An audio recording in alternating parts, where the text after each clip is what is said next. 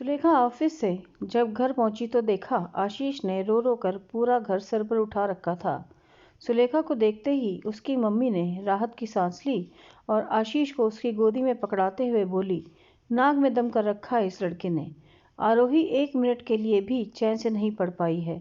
सुलेखा बिना कुछ बोले आशीष को गोद में लिए बाथरूम में चली गई।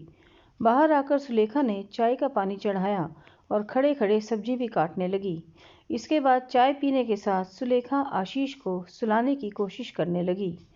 आशीष के नींद में आते ही सुलेखा भी आंखें झपकने लगी थी कि तभी मम्मी कमरे में तूफान की तरह घुसी और बोली, सुलेखा थोड़ी बहुत मेरी भी मदद कर दिया करो। मेरे जीवन में तो सुख है ही नहीं। पहले बच्चों की जिम्मेदारी और फिर उठाओ और फिर उनके बच्चों की। सुलेखा बोली, अरे मम्मी, आशीष को सुलाते सुलाते नींद लग गई थी। आशीष को सुलाकर सुलेखा रसोई में घुस गई थी। पापा और मम्मी के लिए परहेजी खाना, आरोही के लिए हाई प्रोटीन डाइट और खुद के लिए जो भी दोनों में से बच जाए।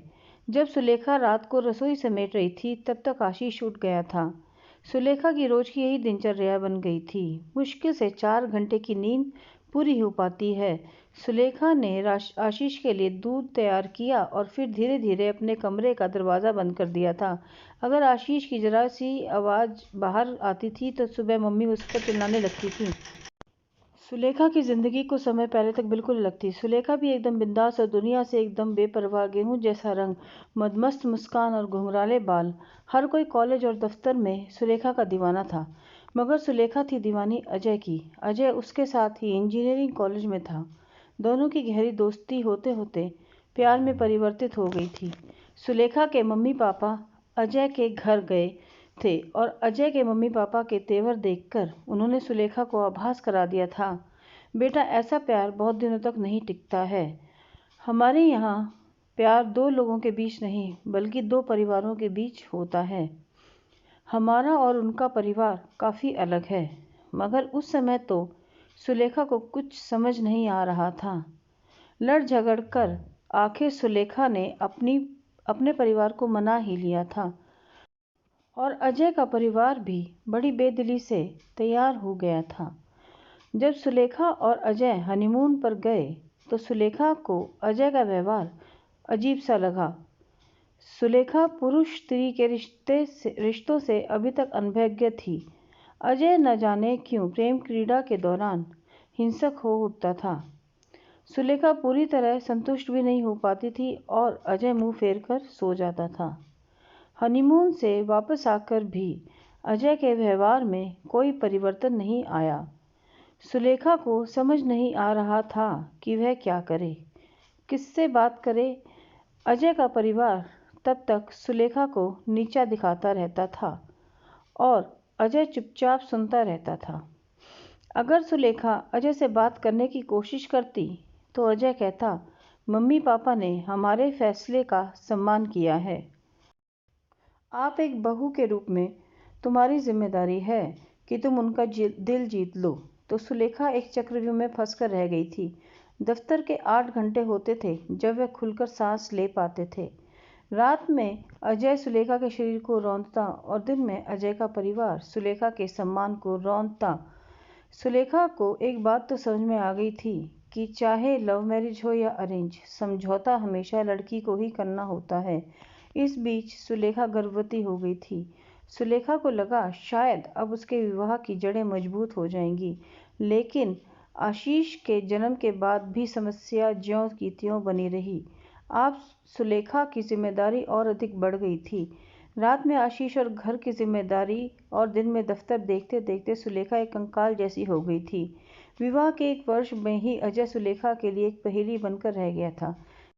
धीरे धीरे सुलेखा को समझ आ गया था कि अपनी मर्दाना कमजोरी को छुपाने के लिए अजय उस पर हर समय हावी रहता है। सुलेखा भरसक प्रयास करती थी कि उसकी किसी बात से अजय की मर्दानगी को ठेस न पहुंचे, मगर जब एक दिन अति हो गई थी तो सुलेखा अपना सामान और आशीष को गोद में लेकर अपने मायके आ गई थी। सुलेखा के मम्मी पापा हक्के बक्के रह गए थे। पापा तो गुस्से में बोले, पहले अपनी मर्जी से विवाह किया और अब यहाँ आ गई हो। तुम्हारी इन हरकतों का बेटी आरोही पर क्या प्रभाव पड़ेगा? मम्मी बोली, थोड़े दिन रहने दो, देखो ना बेचारी कितनी कमज़ोर हो गई है। मगर जब मम्मी पापा के घर में रहते हुए सुलेखा को 2 माह हो गए तो रिश्तेदारों और पड़ोसियों के कान खड़े हो गए थे। दिन में पास पड़ोसी मम्मी पापा को कहते थे और रात में मम्मी पापा सुलेखा को, कब तक इस घर में पड़ी रहोगी, अपने घर जाओ ना। सुलेखा सब कुछ सुनकर भी अनसुना कर देती थी। उसका घर कहाँ है? कई बार सुलेखा को लगता उसकी स्थिति अब भी जस की तस ही बनी हुई है। कभी वह सोचने लगी, इस मायके की रोटी से तो अच्छा ससुराल की सूखी रोटी थी। कम से कम आस पड़ोस और नातेदार कुछ कहते तो नहीं थे, और सबसे बड़ी बात, माँ बाप का प्यार भी बना रहता है। यहाँ मायके में सुलेखा अपने वेतन का 75% भाग मम्मी को दे देती थी।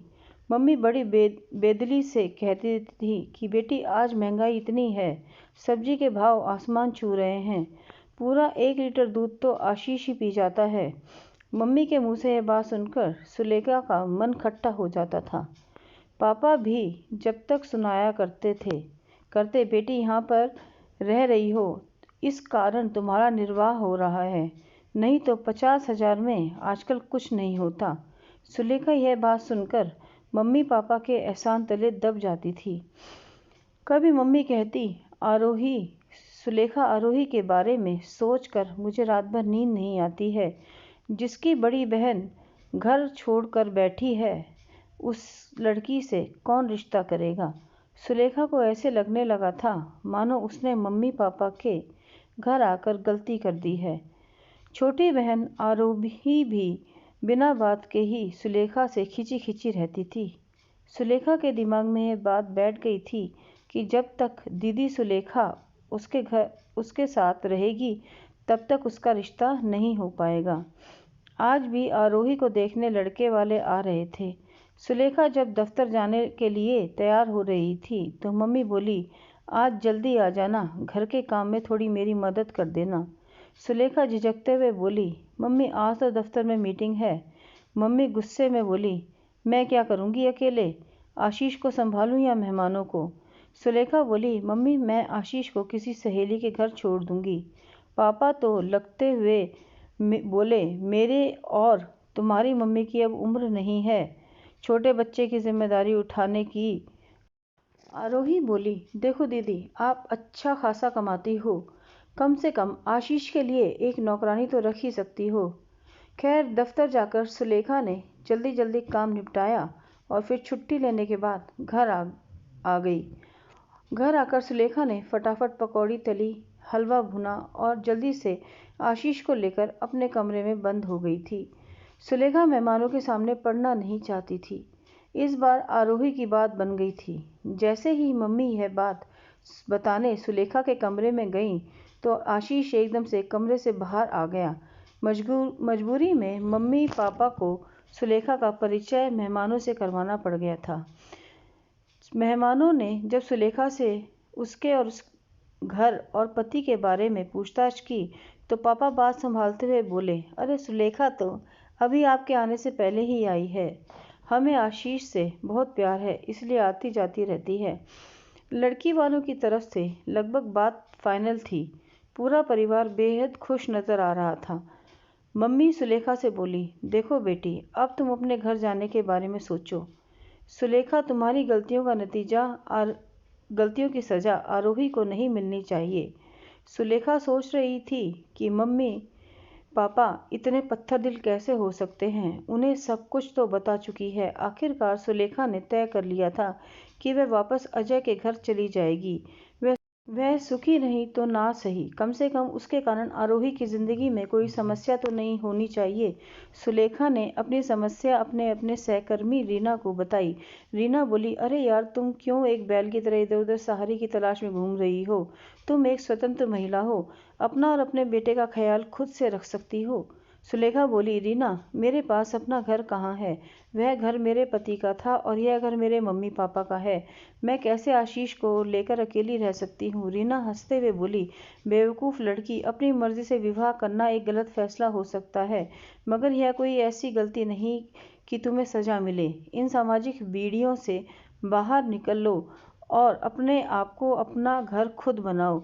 वैसे रीना एक दफ्तर में एक चतुर महिला के रूप में जानी जाती थी, क्योंकि वह अपनी ज़िंदगी को अपने हिसाब से जीती थी। लेकिन ज़िंदगी के इस मुश्किल दौर में रीना ही थी जो सुलेखा की बेबसी को समझती थी और उसकी ढाल बनकर खड़ी हुई थी। सुलेखा को रीना से दोस्ती करने के बाद यह समझ आ गया था कि हर स्वतंत्र महिला को समाज में चतुर की संज्ञा दी जाती है। रीना की हिम्मत देने पर ही सुलेखा अपने बेटे को लेकर मम्मी पापा का घर छोड़ने का फैसला कर लिया था। रीना ने ही आगे बढ़कर सुलेखा को एक वकील से मिलवाया और सुलेखा अजय से अलग हो गई। रीना ने जब सुलेखा को उसके किराए के कमरे की चाबी पकड़ाई तो सुलेखा की आंखों में आंसू आ गए थे।